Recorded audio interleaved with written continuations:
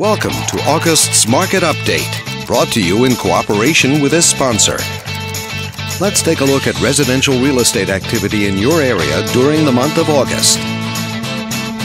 The number of active listings was down 13% from 1 year earlier, and up 4% from the previous month.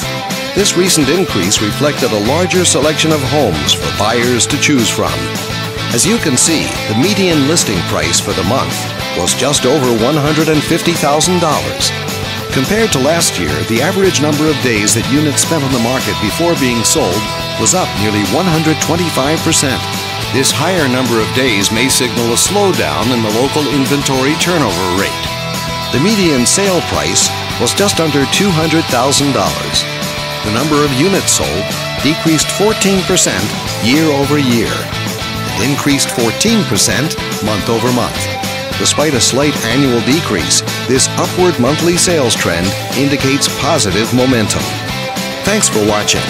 We hope you use this information to make smart, informed decisions in your upcoming real estate transactions.